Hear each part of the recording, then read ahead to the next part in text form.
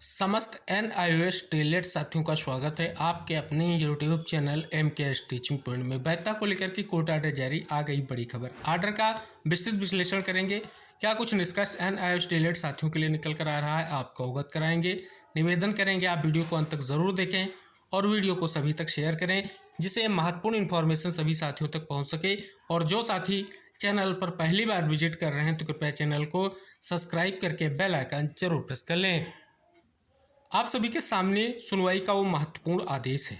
बात करेंगे, ये मेघालय हाई कोर्ट का आदेश है। इस आदेश में स्पष्ट तौर पर अगर आप देखेंगे तो यहाँ पर 2 सप्ताह का समय और मांगा गया है कोर्ट से, यानी याचिकाकर्ताओं की ओर से जो रिजॉइंडर एफिडेविट फाइल किया जाना है उसको लेकर के। तो 2 सप्ताह के बाद फिर से सुनवाई, यानी 30/10/2024 को सुनवाई होने जा रही है। अगर हम बात कर लें ये कौन सी याचिका है, इसका NIOS टेलेट से किस प्रकार से कहीं ना कहीं स्पष्ट तौर पर निष्कर्ष निकल कर आ रहा है, तो यहाँ पर ये स्पष्ट कर दें, ये जो याचिका फाइल की गई है ये NIOS टेलेट अभ्यर्थियों के अगेंस्ट फाइल की गई है, जिसके बारे में अगर आप जानना चाहें तो इस आदेश से सारा कुछ स्पष्ट हो जाएगा कि आखिर ये याचिका क्या है। यहाँ पर देखेंगे कि तत्काल रिट याचिका में दिए गए तथ्य यह हैं कि जिन उम्मीदवारों को प्रतिवादी संख्या 7 से 19 के रूप में वर्गीकृत किया गया है वह चयन प्रक्रिया में आगे बढ़ने के लिए अयोग्य हैं, जिसे 30/10/2023 के विज्ञापन द्वारा विज्ञापित किया गया है, क्योंकि उनके पास NCT मानदंडों द्वारा निर्धारित अपेक्षित योग्यता नहीं है। बात कर लें NIOS टेलेट के अभ्यर्थियों को यहाँ पर रिस्पोंडेंट बनाया गया, यानी प्रतिवादी बनाया गया, जो 719 के रूप में कहीं ना कहीं स्पष्ट तौर पर उनको इंगित कराया गया है। और क्या मांग की गई है आगे स्पष्ट होगा। ये भर्ती विज्ञापन की जो डेट यहाँ पर आप सभी को पता है, इसके अगर हम बात कर लें याचिका क्यों दाखिल की गई, तो ये यहाँ पर अगर आप देख रहे हैं तो भर्ती विज्ञापन 23/10/2024 को आया और भर्ती प्रोसेस स्टार्ट हुआ। NIOS टेलेट से संबंधित सुप्रीम कोर्ट का फैसला 28/11/2023 को आया, यानी भर्ती विज्ञापन के बाद में आया। तब ये याचिकाकर्ताओं की ओर से विशेष मांग की गई, वो भी सुप्रीम कोर्ट के फैसले का परिपेक्ष लेते हुए। यहाँ पर देख सकते हैं कि अपेक्षित योग्यता नहीं, यानी 2 साल का जो है DLED कोर्स उनके पास नहीं है।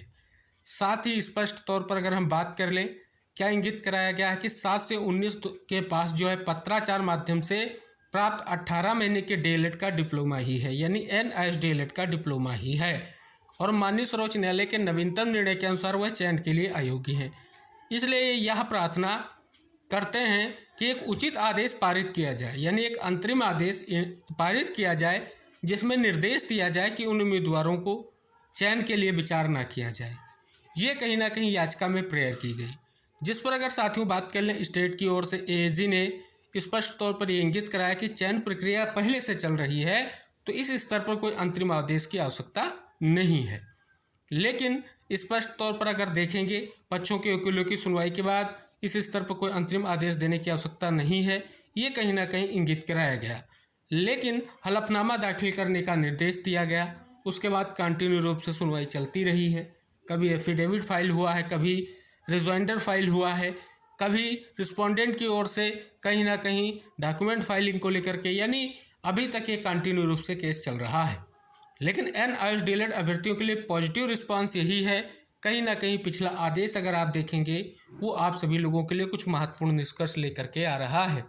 ये आदेश है 23/9/2024 का। यहाँ पर अगर आप देखेंगे, याचिकाकर्ता के विद्वान वकील श्री T तखर ने प्रार्थना की कि उन्हें 2 सप्ताह का समय दिया जाए ताकि वो राज्य प्रतिवादियों और प्रतिवादियों संख्या 16 से 19 द्वारा दायर हलफनामे पर निर्देश प्राप्त कर सके। प्रार्थना स्वीकार की जाती है।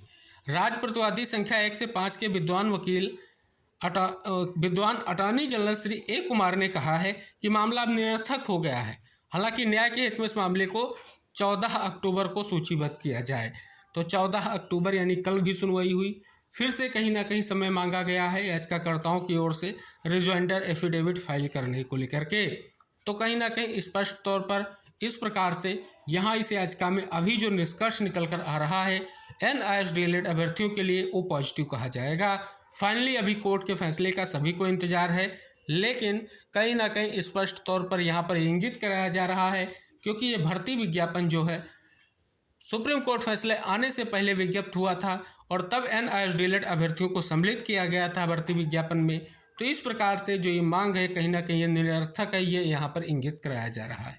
फाइनली जो अंतिम फैसला होगा वो कोर्ट का होगा। कोर्ट आखिर क्या फैसला देगी, इसके लिए आप सभी को 30 अक्टूबर तक इंतजार करना होगा। 30 अक्टूबर की सुनवाई का जैसे ही निष्कर्ष निकलेगा हम आपको ज़रूर इंगित कराएंगे। तो निवेदन करेंगे आप वीडियो को ज़रूर शेयर कर दें जिससे सभी तक ये महत्वपूर्ण इन्फॉर्मेशन पहुँच सके।